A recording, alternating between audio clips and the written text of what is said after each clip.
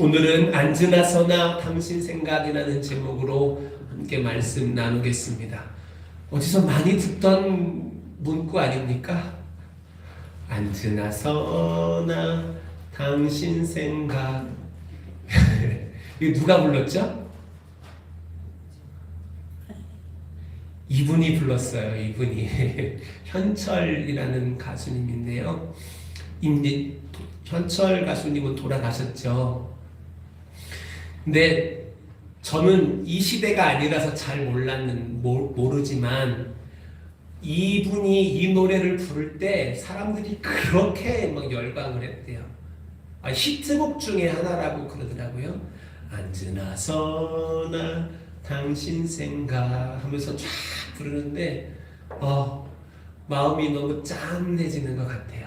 근데 이 현철 가수님께서 부르시는 내용을 제가 가사를 쭉 읽어봤어요. 근데 어떤 내용이냐면 떠나간 님을 그리워하면서 부르셨던 노래더라고요. 떠나간 님을 향해서 나를 떠나간 그 님이 너무나 보고 싶고 그립다 하는 마음으로 이 노래를 쫙 부르시는데, 우리 성도님들 그거 아십니까? 가수들이 부르는 이 노래는요, 이 노래를 음률을 짓는 사람이 따로 있고요, 가사를 짓는 사람이 따로 있어요. 물론 같이 하는 사람들도 있고 내가 노래를 만들어서 내가 직접 부르는 사람도 있지만 보통은 따로 있습니다. 어떻게 이런 가사가 나올 수 있을까요?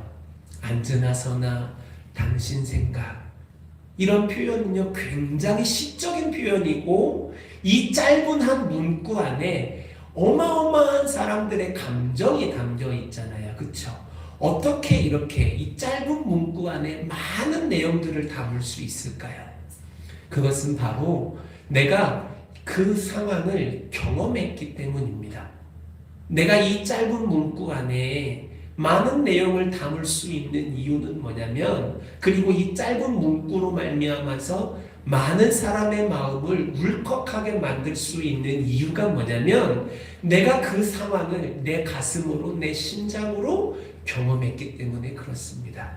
그 상황 속에서 내가 울어보기도 하고, 그 상황 속에서 내가 웃어보기도 하고, 세상의 모든 것들을 다 포기한다고 할지라도 당신만은 놓고 싶지 않습니다라는 그 사랑의 감정을 내가 느꼈기 때문에, 그것이 내게 너무나 큰 절감으로 다가왔기 때문에 이러한 표현을 만들 수 있다라고 생각합니다. 지난번에 한번 우리 지난주 수요일날 우리 성도님들과 시편의 말씀을 나누면서 그런 말씀을 나누었습니다. 다윗이 이러한 이 시를 쓸 때, 다윗이 시를 쓸 때, 혹은 많은 시편의 기자들이 시를 쓸 때는 그 상황을 내가 직접적으로 경험하고 그 상황 속에서 내가 느끼는 것, 내가 느끼는 감정, 내가 느끼는 사람들을 글로 표현해낸 것이라고. 우리 성도님들도 하나님과 나 사이의 관계 속에서 하나님의 베푸시는 은혜와 사랑을 충만하게 느끼심으로 말미암아 하나님께 올리는 나만의 시를, 나만의 노래를 만들어서 올렸으면 좋겠다라고 그렇게 고백을 했습니다. 우리 성도님들 기억하시죠? 네, 기억해 주셨으면 좋겠고요. 저는 동일한 고백을 우리 성도님들께 드리고 싶어요. 우리가 신앙생활을 한다는 것은 나 혼자 하는 게 아니에요. 주님과 함께 하는 거거든요. 근데 그 주님과 함께 걸어가는 길이 무미건조하지 않았으면 좋겠습니다. 내가 누군가와 함께 걸어가고 있다라는 그 길이 무미건조하지 않았으면 좋겠어요. 그 사람과 내가, 주님과 내가 만들어가는 놀라운 에피소드가 정말로 많아지는 우리 성도님들이 되기를 원합니다. 그래서 사람들은 알아주지 않아도, 이것은 상품의 가치가 없을지라도 하나님께 올려드릴 수 있는 아름다운 노래, 하나님께 올릴 수 있는 아름다운 시를 쓸 수 있는 우리 성도님들이 되기를 주님의 이름으로 축원합니다. 오늘 우리가 읽은 본문 말씀에요, 이런 고백이 있습니다. 예수를 깊이 생각하라. 이 고백은요, 어느 상황에서 나온 거냐면, 많은 사람들이 지금 핍박 가운데 있는 그런 환경 속에서 예수를 믿어야 할 것이냐, 아니면 내 생명을 지켜야 할 것이냐, 내 가족을 지켜야 할 것이냐의 기로에 놓여 있는 그 상황 속에서 지금 이 히브리서를 쓴 사람은 성도들에게 말하고 있는 겁니다. 예수를 깊이 생각하라. 이 말은 무슨 말이냐면요, 너가 지금 처해 있는 상황 속에서 예수를 깊이 생각한다면 너가 나아가야 할 길이 보여질 것이다 라는 말이에요.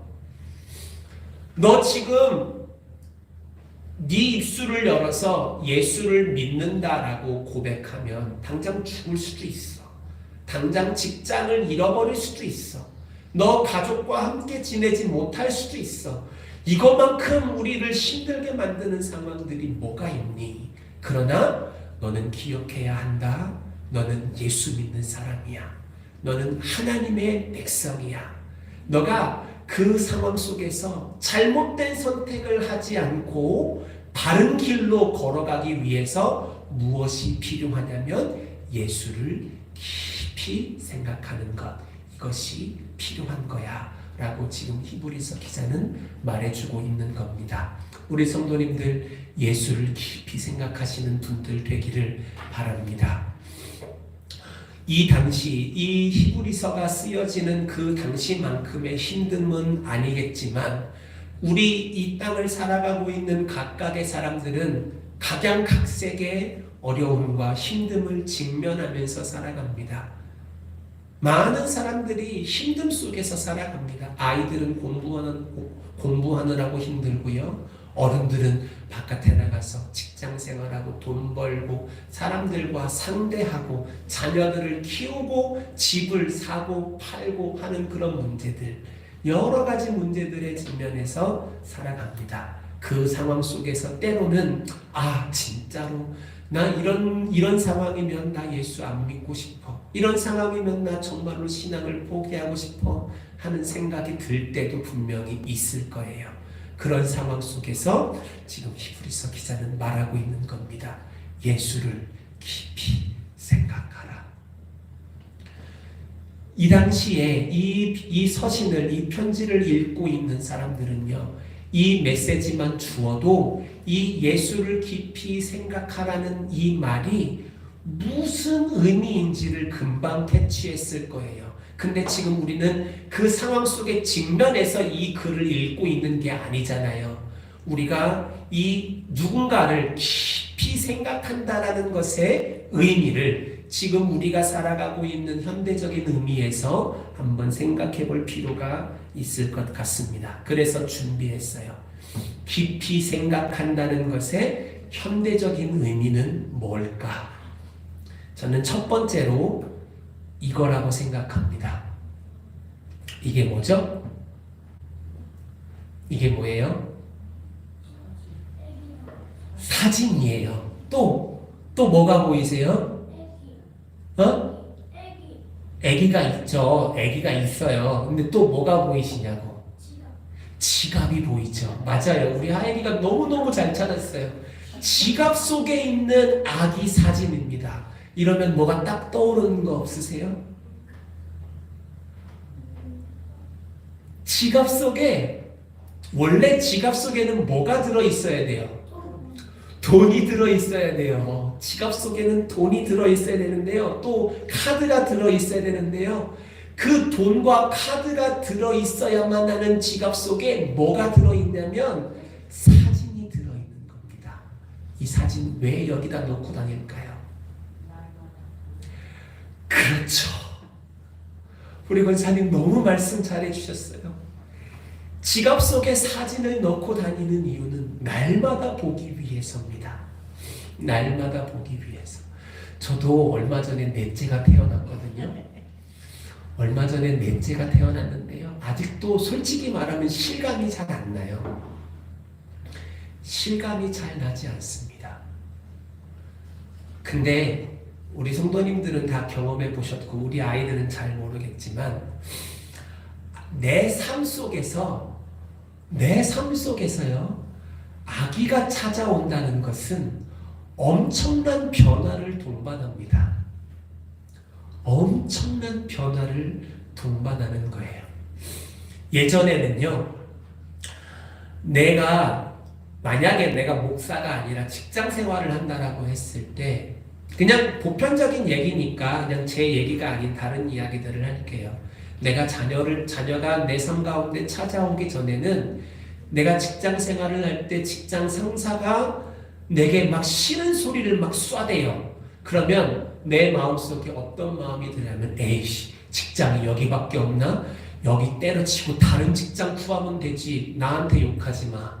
나 당신한테 그렇게 욕 들어먹을 만큼 막산 사람 아니야. 그렇게 함부로 굴릴 사람 아니야. 내가 왜 당신한테 욕 들어먹어야 되는데, 나 여기 그만두면 돼 하고 문을 팡 하고 박차고 나왔을 겁니다. 저도 군대에 있을 때 실제로 그런 적이 있어요.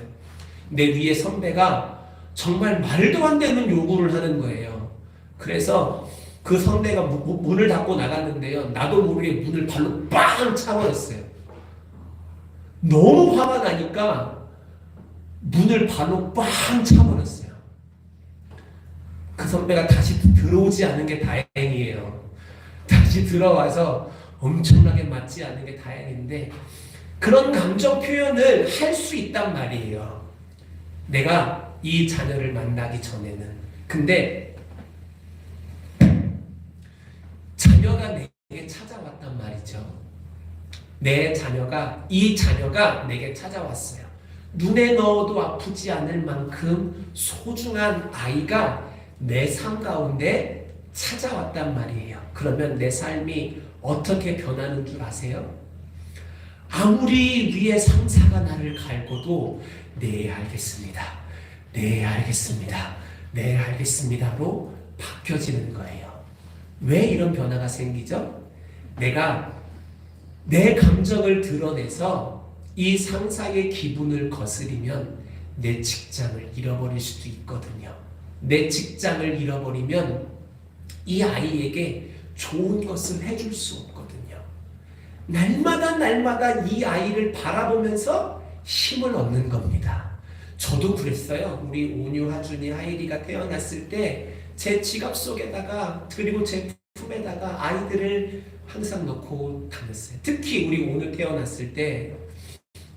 태어났을 때 제가 신대원에서 공부하고 있을 때거든요. 신대원에서 공부를 하고 있을 때 얼마나 아이가 보고 싶은지 몰라요. 저는 떨어져서 생활을 했으니까. 이 아이가 얼마나 보고 싶은지 몰라요. 공부가 눈에 들어옵니까? 눈에 안 들어와요.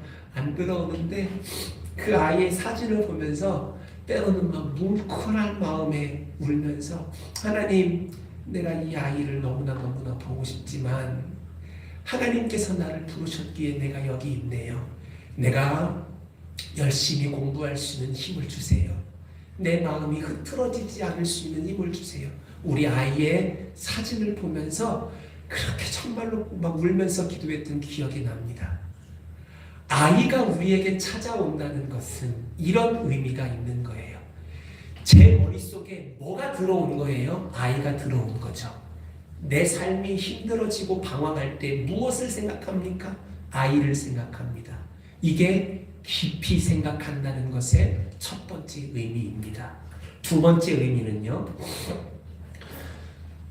이게 도서관에서 공부하는 아이의 책상의 모습입니다. 글씨가 희미해서 잘 안 보이실 수도 있는데요, 이 아이는 저긴가 봐요. 고등학교 3학년 수험생인가 봅니다. 자기 책상 앞에 무엇을 써붙여 놨냐면 서울대, 딱대 하고 써붙여 놓은 거예요. 이 아이의 꿈은 서울대를 가는 건가 봅니다. 공부하기 쉽습니까? 어렵습니까? 어렵습니다. 공부하는 거 정말로 많이 어려워요. 근데 이 아이 앞에, 눈앞에 뭐가 써붙여져 있냐면 서울대라는 목표가 써붙여져 있는 거예요. 그러면 공부하고 싶지 않다가도, 피곤해서 여기까지만 하고 싶다가도 그 내 눈앞에 쓰여져 있는 목표를 바라보면, 아, 내가 여기서 멈추면 안 되지 아, 내가 더 공부해야지. 다른 애들은 지금 더 나아가고 있을 텐데 내가 여기서 발걸음을 멈추면 안 되지 하는 그 마음을 먹는 겁니다. 이 눈앞에 보여진 목표가 내 마음속에 들어오는 순간, 내가 그것들을 생각하는 순간, 내가 그것들을 마음속에 담는 순간 내 행동이 달라진다라는 겁니다. 내 행동이 달라진다라는 거. 그리고 마지막, 이게 두 번째고요. 마지막 세 번째의 의미는 바로 이것입니다. 깊이 생각한다라는 것. 어느 연세가 많으신 할머니께서 요양원에 계셔요. 근데 코로나가 있어가지고 코로나 시대를 맞이해가지고 만지고 싶고 얼굴을 쓰다듬고 싶고 안아주고 싶은 그 엄마가 눈앞에 있음에도 창문을 통해서밖에 바라보지 못하는 거예요. 이 부모를 저곳에 둔 이 자녀의 마음이 어떻겠습니까? 우리 엄마 오늘 밥은 잘 먹었을까? 우리 엄마가 오늘은 어디 몸이 불편하시지는 않을까? 늘 직장에 있으면서도 엄마 생각하고 가족들과 함께 식사를 하면서도 엄마를 생각하고 잠자리에 들면서도 엄마를 생각하는 아들이 정말로 엄마가 너무나 보고 싶어서 비록 만질 수 없고 안을 수는 없지만 창문 앞에서나마 엄마를 보고 싶어서 찾아온 이 아들의 모습. 이 아들은요, 엄마를 생각하면 정말로 마음이 많이 미어집니다. 원래 이 사람은 어디에 있어야만 하는 사람입니까? 직장에 나가 있어야만 하는 사람이에요. 그런데 엄마가 너무나 보고 싶을 때는, 엄마가 너무나 걱정이 될 때는 이 사람이 어떤 결정을 내리나요? 자신이 하고 있는 일을 내려놓고, 자신이 돈 벌어야 되는 그 상황을 내려놓고 엄마를 보러 가는 겁니다. 이 사람의 삶과 행동에 변화가 생긴 모습을 우리 성도님들 볼 수 있을 겁니다. 깊이 생각한다라는 것은 이런 의미예요. 늘 내 마음속에 담아놓고 살아가는 것. 이것이 우리가 현대적인 의미에서 깊이 생각한다는 것의 의미다, 이렇게 말씀을 드릴 수 있는데요. 이 세 가지를 우리 신앙의 문으로, 신앙의 영역으로 가지고 들어오면 이렇게 해석할 수 있습니다.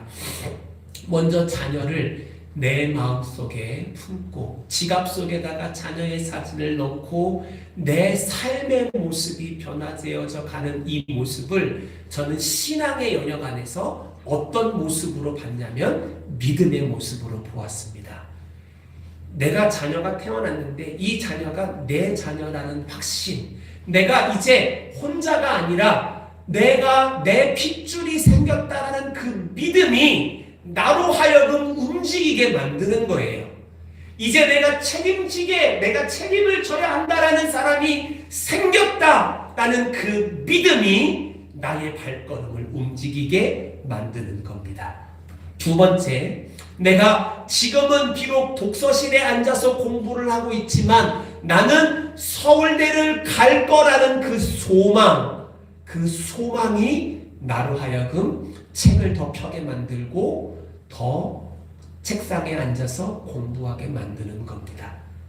그리고 마지막으로 엄마가 보고 싶어서 내가 하고 있는 일들을 내려놓게 만드는 그 사랑. 이 믿음과 소망과 사랑, 이거 어디서 많이 듣던 단어죠. 이 세상에는 믿음과 소망과 사랑이 있는데 그 중에 제일은 사랑이라. 이 사랑만 좋다라고 말하는 거 아니에요. 믿음도 중요하고 소망도 중요하고 사랑도 중요하다는 얘기입니다. 우리 신앙 속에서 예수를 깊이 생각하는 것은 믿음과 관련이 있습니다.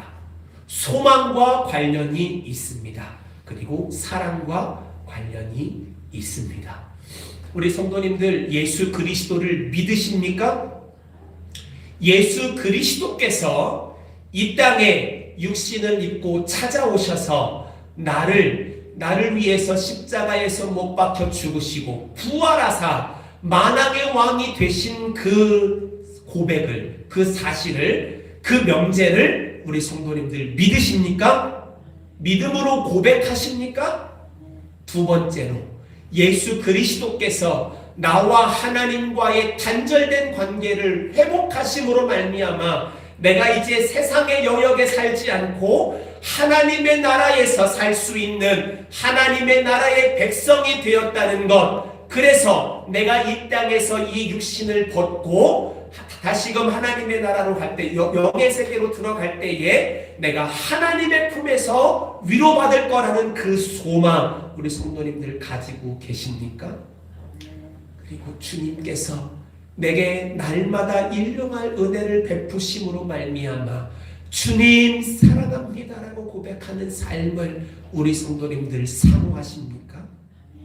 이 세 가지가요, 예수를 깊이 생각하는 것과 관련이 있습니다. 이것이 우리의 삶 가운데 적용되어져야만 할 줄로 믿습니다. 날마다 예수 그리스도의 십자가의 죽으심과 부활 가운데 위로를 받는 우리 성도님들 되시기를 바랍니다.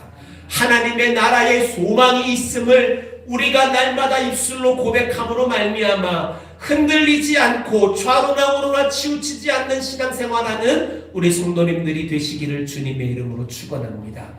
또 내게 베풀어 주시는 그 은혜를 내가 충만하게 누림으로 말미암아 받는 것만 아니라 나의 입술을 열어서 주님 사랑합니다라고 고백하며 찬송하며 나아가는 우리 성도님들이 되시기를 주님의 이름으로 축원합니다. 이렇게 믿음과 소망과 사랑으로 말미암아 예수를 깊이 생각하고 묵상하는 우리 성도님들의 삶에는요, 이게 있습니다. 이전의 삶과 달라진 부분. 그게 뭘까요? 저는 모릅니다. 그거는 사람마다 달라요. 그러나 이 이전의 삶과 달라진 부분이 있다라는 것을 그림으로 표현하면 이렇게 표현할 수 있습니다. 예전에는요, 내가 중심에 살았던 삶을 살았다면 이제 예수 그리스도를 깊이 생각하는 사람이 된 후에는 내 삶의 중심이 내가 아니라 주님이 되시는 거예요. 우리 성도님들 예수 믿는 것을 뭐라고 생각하십니까? 우리 성도님들이 오해하지 않으셨으면 좋겠습니다. 착각하지 않으셨으면 좋겠습니다. 예수를 믿는다는 것은 교회를 나온다는 말이 아니에요. 우리 지금 오늘 친구들이 여기에 나와서 같이 예배를 드리고 있잖아요. 이 아이들이 성전에 나와서 앉아 있다고 해서 이 아이들이 예수를 믿는 사람이다 이렇게 고백할 수 있습니까? 물론 그렇게 되면 좋겠고 그럴 수도 있습니다. 그러나 내가 예수를 믿겠습니다라고 고백하는 것은 교회를 나오는 것과는 상관이 없습니다. 교회를 나와서 신앙생활을 하고 그것을 영위해 나가는 것은 부수적인 문제입니다. 그것에 예수를 믿는 것의 결과물로 따라오는 거예요. 예수를 믿는다라고 고백하는 것은 뭐냐면 이전의 삶과 내가 달라지겠다라고 고백하는 거예요. 우리 성도님들의 삶 가운데 그러한 고백이 있으십니까? 예전에는 내 마음대로 내 뜻대로 내가 하고 싶은 대로 살았다면 내 마음속에 예수를 깊이 생각하고 내가 하나님 나라의 백성이라고 고백하고 구원받은 백성이라고 고백하는 순간 내가 주님과 동행하는 삶을 살겠다라고 고백하는 순간 우리에게 있어져야 하는 것이 뭐냐면 이제 내가 이전과는 다르게 살겠습니다 라고 고백하는 겁니다. 이게 반드시 있어져야만 한다는 거예요.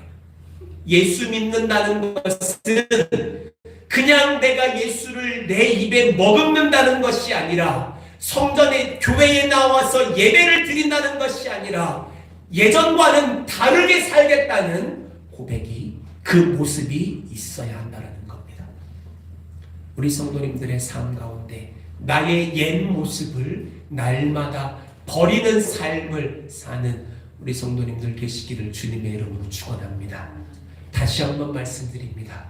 예수를 믿는다라고 고백하는 것은요, 나는 변하지 않고 그대로 있는데 예수를 내 안에 집어넣는 게 아니에요.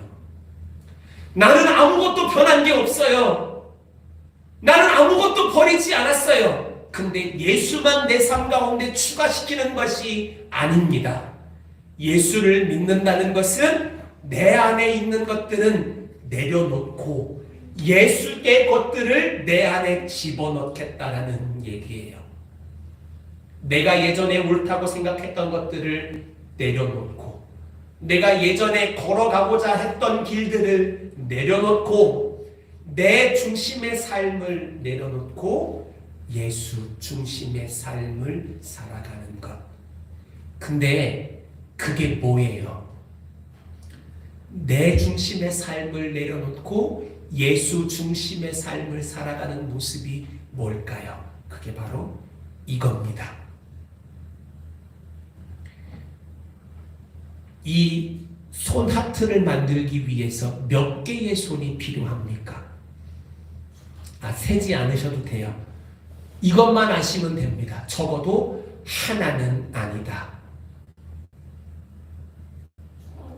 이 아름다운 손 하트를 만들기 위해서 적어도 하나의 손으로는 만들 수 없다라는 것만 우리 성도님들 기억하시기를 원합니다.